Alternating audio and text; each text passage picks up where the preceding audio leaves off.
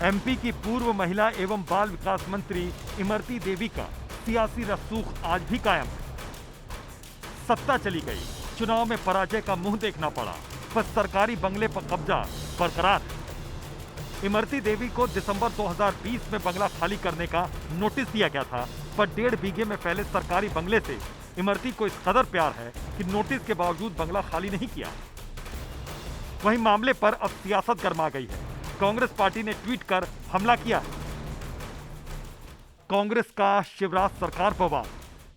सरकारी संपत्ति की लूट जारी है। चुनाव हारने के बाद भी इमरती देवी के पास सरकारी बंगला है। ज्योतिरादित्य सिंधिया के लिए कुएं में कूदने वाले बयान को सार्थक करती बीजेपी नेता आज भी आलीशान सरकारी बंगले में रह रही हैं।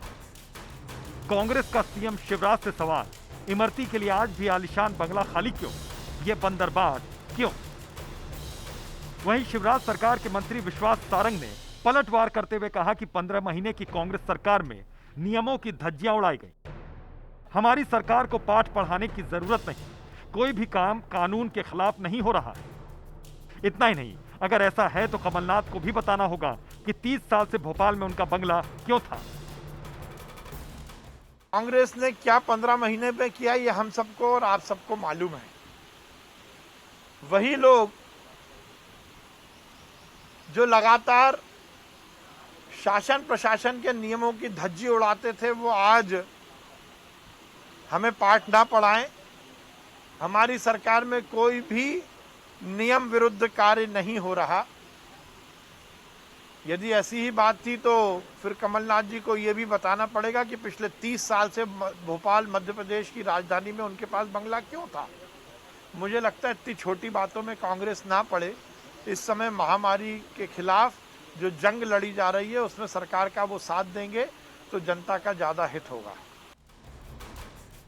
बहरहाल बंगले पर सियासी सुर थमने का नाम नहीं ले रहा, पर जनता की गाढ़ी कमाई का बंदरबाट खुलेआम हो रहा है।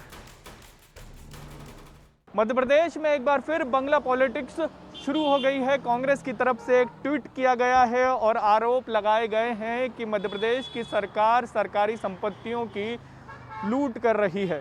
दरअसल कांग्रेस का आरोप है कि जो पूर्व मंत्री हैं इमरती देवी, उनको बंगला अभी भी अलॉट है और उनको पात्रता नहीं होने के बावजूद भी बंगला दिया हुआ है। भोपाल में एक बंगला है उनके पास, इमरती देवी के पास अलॉट, और एक ग्वालियर में भी है। दरअसल इमरती देवी जब मंत्री थी तो उन्हें ये बंगला अलॉट किया गया था, लेकिन उन्होंने कांग्रेस से बीजेपी में चले गई थी और उसके बाद बीजेपी सरकार ने उन्हें मंत्री बना दिया था।